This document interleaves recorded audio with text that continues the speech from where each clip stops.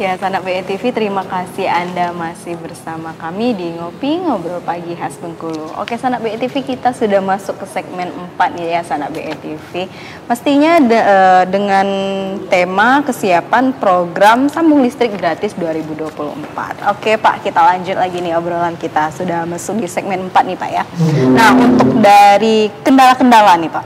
Kalau dari teman-teman PLN sendiri nih, ada nggak sih kendala-kendala saat di lapangan, saat menjalankan program ini? Boleh dong diceritain. Ya, kendala atau hambatan ya pasti ada ya. Oke. Pasti itu ada. Namun itu alhamdulillah bisa kita selesaikan semua. Oke. Kalau bicara kendala ya, kalau bicaranya itu kita langsung ke fisik ke lapangan kan tentunya kita harus mempunyai resources atau petugas-petugas yang banyak. Sehingga ini bisa diselesaikan data validasi ini sesuai target. Kemudian yang paling jadi kendala itu ketika masyarakat tuh nggak ada di rumah. Nah itu yang selalu menjadi kendala gitu. Karena kami harus meminta dan memfoto untuk memastikan bahwa NIK dan namanya itu sesuai. Nah ketika masyarakat itu tidak ada di rumah, ya entah dia bekerja, dan ya kalau untuk yang daerah kabupaten ya mungkin banyak yang berkebun gitu ya, untuk yang berkebun gitu ya, nah itu harus kita balik lagi gitu loh. Sedangkan kita juga nggak punya kontak personnya. Nah ini pasti kami yang mengakalinya koordinasi dengan desa.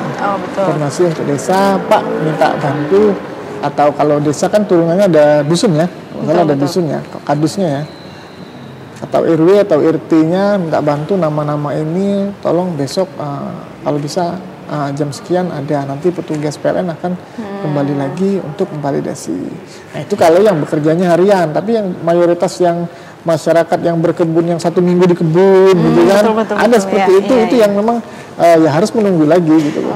Karena kami butuh untuk memastikan itu ya butuh KK dan KTP-nya yang harus kami foto dan validasi.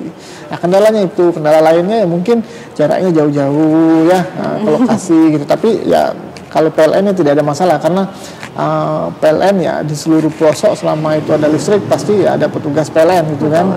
Yang lebih seperti itu. Ya seperti itu aja sih kendalanya sih. Iya, jadi alhamdulillah selesai lah.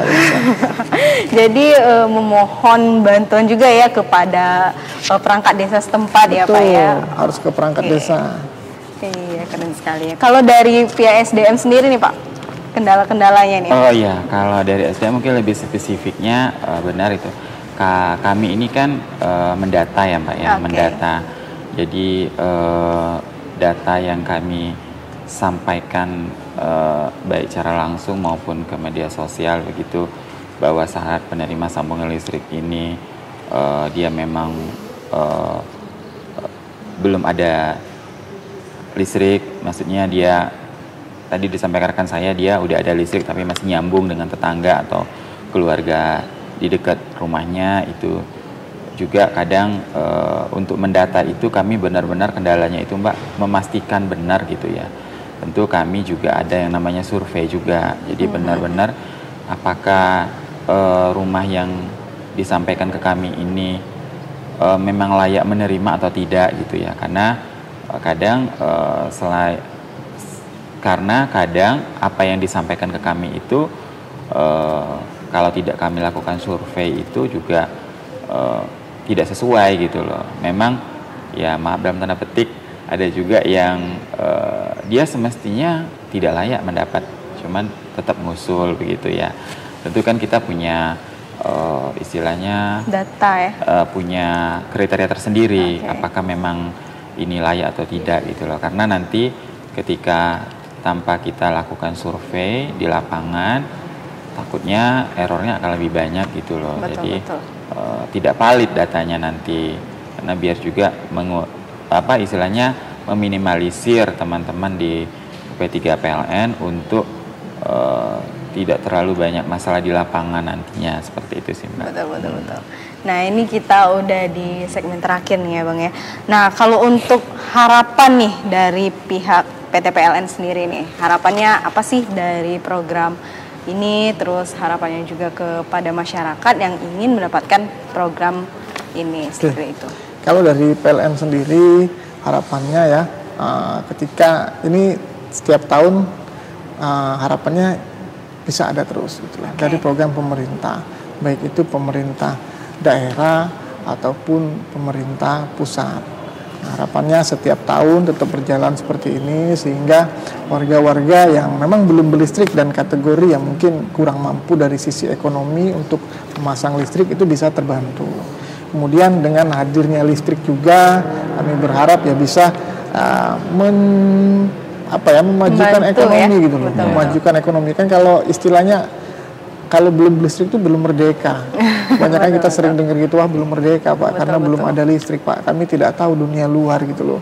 Dengan hadirnya PLN ya bisa memajukan ekonomi masyarakat ya, membantu khususnya keluarga tersebut ya yang sama ini mungkin menyambung dari tetangga ataupun sama sekali tidak ada listrik ya, dia bisa menikmatin lah aliran listrik ya, karena kita tahu lah segalanya aktivitas di rumah ataupun di luar itu ya semuanya itu butuh dari listrik. Kami harap ini tetap berlanjut gitu ya, sehingga masyarakat kota-kota Bengkulu semuanya bisa menikmati aliran listrik. Gitu Betul sekali. Nah, kalau dari SDM sendiri nih Pak, apa sih harapan untuk program listrik gratis ini? Tentu harapan kami dari pemerintah Provinsi Bengkulu Mbak ya, agar semua masyarakat di Provinsi Bengkulu ini bisa setiap tahunnya itu secara bertahap bisa tersambung listrik semua begitu. Jadi masyarakat semua bisa menikmati istilahnya sambungan listrik ini untuk menunjang kehidupan mereka sehari-hari, sehingga tadi tujuan dari undang-undang yang telah pemerintah tetapkan itu menyediakan listrik kualitas yang baik, harga yang wajar, kemudian tujuannya juga untuk mensejahterakan masyarakat dan mengentas kemiskinan, salah satunya gitu ya di bidang energi ini bisa tersampaikan seperti itu, bisa terrealisasi seperti itu Mbak, sehingga masyarakat semua bisa menikmati yang namanya listrik gratis ini yang memang prioritas untuk disambung gitu. Betul. Itu sih, itu aja sih Mbak. Oke. Ya, sahabat BETV, tak terasa kita sudah di penghujung segmen ya sahabat BETV, artinya obrolan kita pada edisi hari ini akan segera berakhir. Oke sahabat BETV, tetap saksikan terus channel BETV, jangan lupa kunjungi juga sosial media kita yang lainnya, baik itu Facebook, Instagram, dan jangan lupa juga kunjungi website kita di BETV This Way, karena di situ kita akan memberikan informasi-informasi, berita-berita juga yang seputar yang ada di Provinsi Bengkulu, baik di luar Provinsi Bengkulu. Oke, sahabat BETV, saya Septia Rosadinda dan seluruh kerabat kerja yang bertugas mohon pamit undur diri. Terima kasih. Wassalamualaikum warahmatullahi wabarakatuh. Sampai jumpa di episode selanjutnya.